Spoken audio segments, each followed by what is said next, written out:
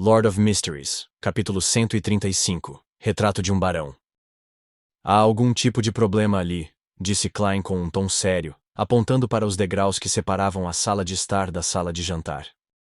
Certa vez, ele leu nos registros confidenciais dos falcões noturnos que, se situações semelhantes aparecessem na percepção espiritual de alguém, geralmente implicava que havia algo maligno e corrompido escondido no local de destino. Era melhor não interagir com ele se não estivesse confiante. Caso contrário, alguém poderia perder a vida. Às vezes, até mesmo um mero olhar pode resultar em danos irreversíveis. Dan olhou, e da mesma forma, com sua alta percepção espiritual, imediatamente sentiu algo errado. Ele se virou para olhar para Klein e instruiu calmamente. Adivinhe, e veja se teremos sucesso em nossa investigação. O capitão não me fez adivinhar antes de entrarmos no castelo. Ele estava bastante confiante. Isso significa que ele acredita que a coisa escondida pode ser mais perigosa do que o fantasma. Klein assentiu em silêncio. Guardou o revólver e entregou a bengala a Fry. Ele então soltou a pulseira de topázio dentro de sua manga, segurou a corrente de prata com a mão esquerda e silenciosamente recitou uma declaração adequada. Instantaneamente, seus olhos escureceram quando uma brisa começou a espiralar ao seu redor. A investigação do lugar escondido no antigo castelo será um sucesso. A investigação do lugar escondido no antigo castelo será um sucesso. Depois de recitar a declaração 7 vezes, os olhos de Klein recuperaram a cor normal. Ele viu o topázio pendurado girando no sentido horário. Não era muito óbvio, mas estava girando inconfundivelmente no sentido horário. Isso significava que a investigação seria bem-sucedida. Klein, que já era um verdadeiro vidente, imediatamente acenou com a cabeça para Dan e Fry. O perigo será controlado por nós, ou pode não haver perigo algum. Dan prendeu o emblema sagrado do sol mutante no lado esquerdo do peito e pressionou o chapéu. Ele caminhou rapidamente em direção aos degraus e habilmente começou a procurar por algo suspeito. Fry, que pegou a manopla, devolveu a bengala de Klein a ele. Ele pegou seu revólver e examinou cuidadosamente os arredores, como se tivesse medo de que um inimigo aparecesse de repente. Ainda não sou profissional o suficiente. Como um falcão noturno. Klein preparou-se e sacou seu revólver, e também ficou alerta. Poucos minutos depois, não se sabe o que Dan Smith ajoelhado desencadeou quando sons pesados emanaram da escada. O chão se abriu, revelando um conjunto de degraus para baixo. Uma vibração fria e corrompida emanou, aparentemente se condensando em algo corpóreo. Dan olhou e removeu o artefato selado 30782 de seu peito. Ele o jogou diretamente no alçapão. Depois de alguns ruídos, não se sabia onde o emblema sagrado do sol mutante parou. Se houver espíritos mortos lá dentro, eles definitivamente jogariam 30782 de volta. Isso seria interessante. Klein olhou para as escadas e esperou pacientemente. O persistente sentimento sinistro e corrompido logo se dissolveu como a neve encontrando o sol. Calor e pureza cobriam a entrada do alçapão. Klein, desça comigo.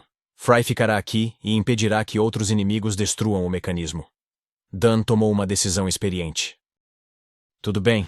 Klein não se esquivou da tarefa. Ele deu 2 passos à frente e chegou ao lado de Dan. Fry assentiu, sem baixar a guarda. Dan desceu primeiro, seus passos reverberaram no silêncio. Ele não preparou nenhuma fonte de luz. Para um Beyonder da sequência sem sono, a escuridão não era um obstáculo, mas uma bênção. Sua visão não foi prejudicada por tal ambiente. Depois de descer alguns degraus, Dan de repente se virou e olhou para Klein. Eu esqueci que você não tem visão noturna. Não estou acostumado a preparar objetos que fornecem iluminação. Capitão, você não precisa se importar comigo. Eu tenho minha visão espiritual. Klein percebeu que não estava nem um pouco chocado. Aquele capitão legal de antes não era realmente normal. Em sua visão espiritual, a escuridão diante dele foi vista por uma película cinza. Mesmo estando muito embaçado, foi o suficiente para ele distinguir onde estavam os degraus. Bem, o capitão com certeza está saudável, e seu estado mental também está bem. Klein estendeu cuidadosamente os pés e desceu lentamente. O lance de escadas não foi longo. Demorou apenas cerca de 15 passos para chegar ao chão. O artefato selado 30782 estava lá, liberando sua pureza e calor. Também irradiava um brilho fraco. Klein podia ver muito mais claramente com a ajuda da iluminação. Ele examinou os arredores e notou que não era um porão enorme. Não estava mais frio e sinistro, mas a umidade permanecia. No meio do porão havia um caixão preto, com pregos vermelho escuros cravados na tampa. A tampa do caixão foi ligeiramente aberta, permitindo ver apenas os ossos de um cadáver sem cabeça. Dan olhou em volta e se abaixou para pegar o emblema sagrado do sol mutante. Capitão, este caixão destinava-se a impedir que os mortos dentro dele se tornassem um zumbi ou um fantasma. Klein olhou para as unhas vermelho escuras no caixão e a formação em que estavam. Ele usou seu conhecimento de misticismo decente para determinar que este era um ritual antigo para impedir que qualquer coisa que o cadáver reanimasse. Ao mesmo tempo, ele murmurou interiormente. Mas em circunstâncias normais, quem não teria nada melhor para fazer do que evitar que seu ente querido reanimasse? As pessoas que ajudaram a enterrar o cadáver não devem ser da família. E se colocaram o caixão no porão ao invés de uma tumba, devem ter ficado com medo de que alguém encontrasse o cadáver. Dan, que havia usado o artefato selado 30782 novamente, aproximou-se do caixão e o inspecionou. O falecido provavelmente foi envenenado até a morte. Isso significa que a pessoa que o envenenou deve ter usado magia ritualística para impedi-lo de reanimar e buscar vingança. Isso deveria ter acontecido cerca de 1300 anos atrás? Ele se tornou um fantasma no final. O ressentimento desse espectro é simplesmente chocante. Klein também caminhou na frente do caixão. Onde está a cabeça dele? Esse ritual não exige que a cabeça seja cortada. Dan pensou por um momento antes de dizer. Tenho uma dedução. Este espectro não existiu o tempo todo, e só apareceu recentemente. São apenas 15 minutos a pé da cidade até o castelo. Ao longo dos anos, encrenqueiros devem ter frequentado este lugar. Mas antes deste incidente, não havia rumores de que havia um espectro neste antigo castelo. Klein assentiu indiscernivelmente. Capitão, o que você quer dizer é que alguém veio aqui recentemente, abriu o caixão e levou a cabeça do falecido? Sim, o ritual impede que o cadáver se reanime, mas também sela e preserva seu ressentimento dentro do caixão. Quando o caixão foi aberto e o ritual dissipado, esse ressentimento rapidamente evoluiu para um espectro com a ajuda de sua luva. Não há cadáver da pessoa que abriu o caixão, então ele não é uma pessoa comum. Além disso, por que ele tirou a cabeça do falecido? Dan olhou para o esqueleto no caixão. Para que o ressentimento fosse preservado por tanto tempo, deve haver algum motivo além do ritual. Ele poderia ter sido um Beyonder quando estava vivo. Talvez um descendente de uma ou duas gerações de um Beyonder de sequência intermediária. Estou falando dos sequenciadores médios como nomeados no passado, sequência 5 ou 6. E esses cadáveres são sempre especiais. Sua cabeça pode ser usada em algum tipo de ritual ou em alguma outra ocasião. Dan fez uma pausa antes de continuar. O que eu disse agora é tudo conjectura. Mas podemos tentar verificar algumas delas. Podemos nos separar mais tarde na cidade e investigar para ver se alguém foi ferido antes na juventude. Bem, se eles ainda estiverem vivos, isso provaria que o espectro só apareceu recentemente. Uma linha lógica de pensamento, elogiou Klein. Ele rapidamente procurou no porão, mas não encontrou mais nada. Ele tentou usar magia ritualística para fazer um esboço do convidado que entrou no porão. Mas como já fazia mais de um mês desde o ocorrido, bem como o ambiente perturbado devido à aparição frequente do espectro, não havia um resultado preciso.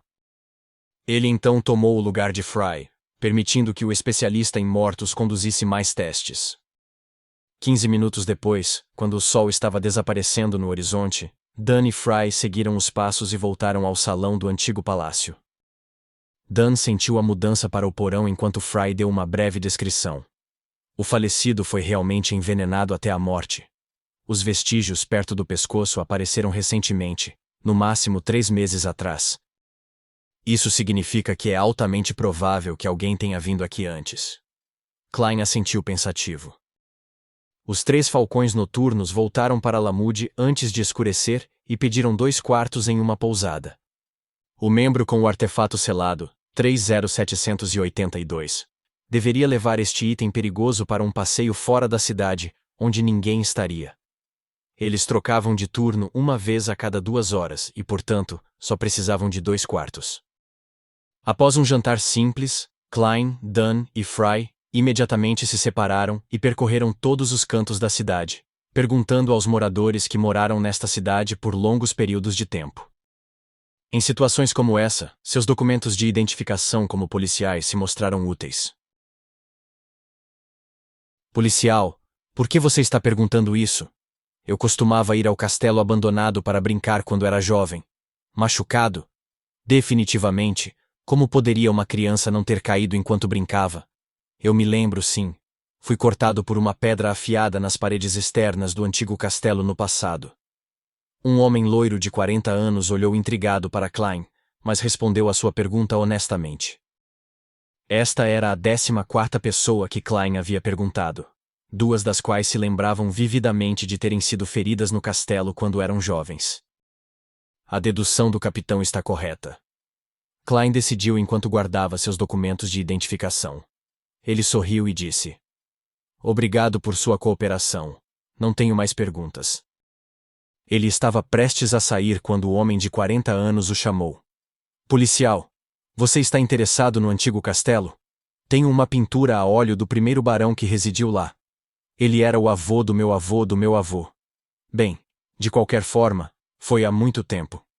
Ele pegou a pintura a óleo do castelo e me disse que era a pintura a óleo do primeiro barão Lamude. Você quer? É uma verdadeira antiguidade. Se fosse uma antiguidade de verdade, sua família já teria vendido há muito tempo.